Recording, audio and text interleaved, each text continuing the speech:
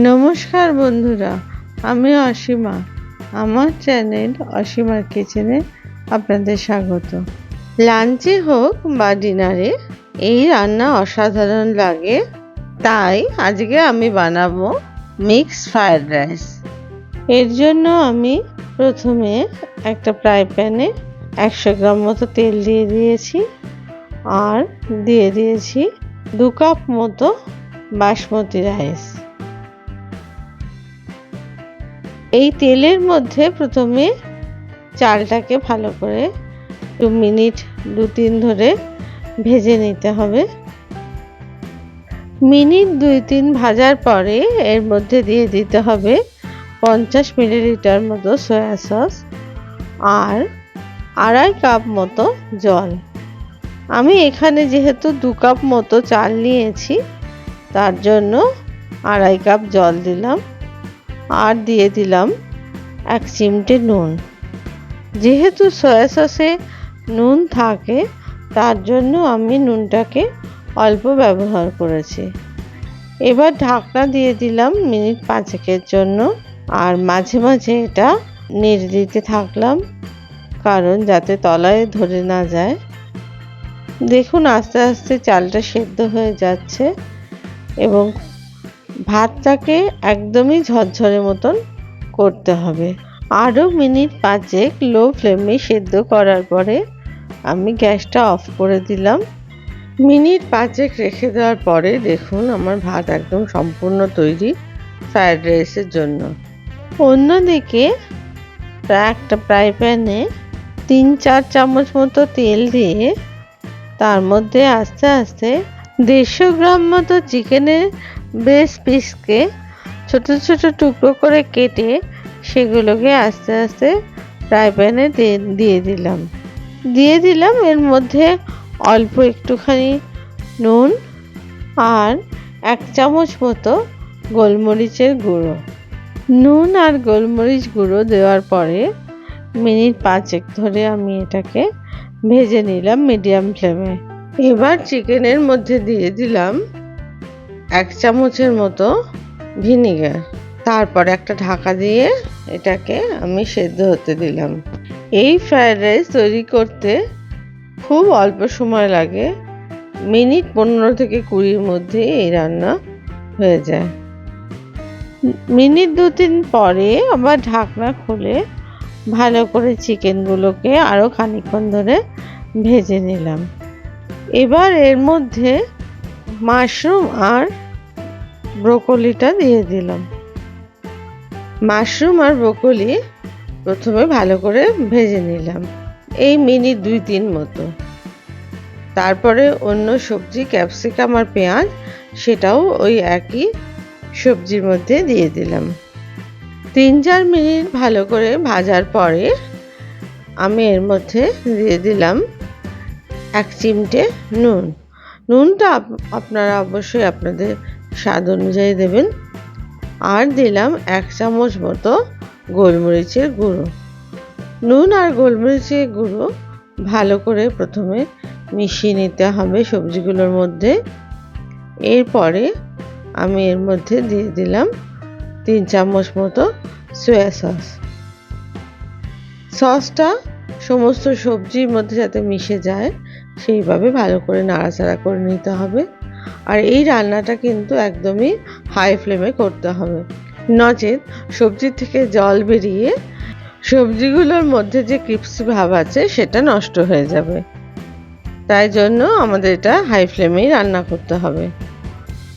Minute 5 রান্না করার পরে এর মধ্যে আমি দিয়ে দিলাম 1 চামচ মতো অনিয়ন পাউডার।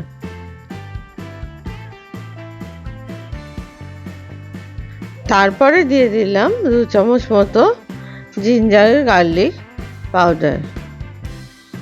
এটা আপনারা অনিয়ন পেস্ট বা জিঞ্জার গার্লিক পেস্টও ব্যবহার করতে পারেন। ভালো করে উপকরণগুলো নাড়াচাড়া করে নিতে হবে যতক্ষণ না সবজির মধ্যে থেকে জল শুকিয়ে যায়। অন্যদিকে এই সমস্ত উপকরণগুলো মেশাবার জন্য প্রথমে 1 চামচ তেল দিয়ে নিলাম কড়াইতে। তার মধ্যে দিয়ে দিলাম চিংড়ি মাছ। এখানে 150 গ্রাম মতো চিংড়ি আছে মাঝারি সাইজের। ভালো করে চিংড়ি মাছগুলো নাড়াচাড়া করে নিলাম আর এর মধ্যে জাস্ট 1 চিমটে নুন দিয়ে দিলাম, যাতে করে নুন এর মধ্যে ঢুকে যায় মাছের মধ্যে। এবার মিনিট 2-3 নাড়াচাড়া করার পরে আমি সমস্ত ভেজে রাখা সবজিগুলো এর মধ্যে দিয়ে দিলাম, দিয়ে আবার খানিকক্ষণ এটা নাড়াচাড়া করতে থাকলাম, যাতে করে চিংড়ি মাছ সমস্ত সবজির মধ্যে মিশে যায়। এরপরে আমি এখানে 2 চামচ মতো ব্ল্যাক বিনস সস দিয়েছি। আপনারা চাইলে এটা দিতেও পারেন, আবার নাও দিতে পারেন। আপনাদের কাছে বারবিকিউ সস থাকলে সেটাও অবশ্যই দিতে পারেন 2 চামচ মতো, আবার এটা স্কিপও করতে পারেন। এরপরে সমস্ত করে রাখা যে ভাতটা ছিল সেটা পুরোটাই দিয়ে দিলাম ওই সবজির মধ্যে। এবার খুব আস্তে হাতে এটা ভালো করে মিশিয়ে নিতে হবে সবজি আর চিকেনের মধ্যে, যাতে করে চাল ভেঙে না যায় আর সবজিগুলো যেন গোটা থাকে। মিনিট 2-3 নাড়াচাড়া করার পরে আমি নুনটা একটু দেখে নিলাম আর মিনিট 5-এর জন্য ঢাকা দিয়ে রাখলাম।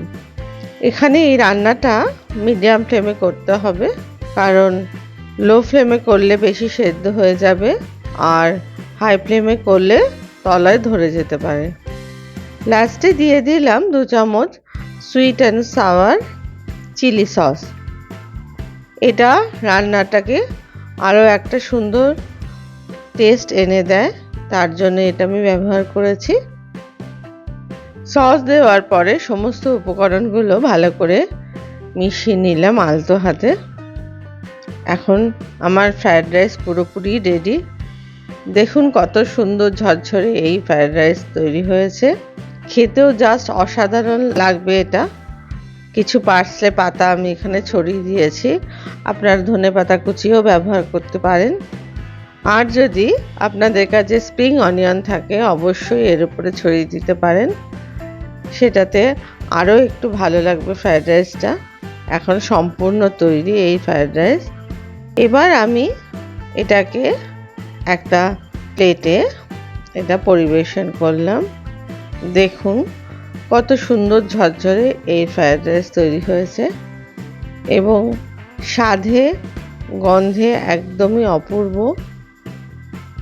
আমি এর উপরে কিছু সবজি, মাংসের টুকরো আর চিংড়ি মাছ দিয়ে সাজিয়ে দিলাম।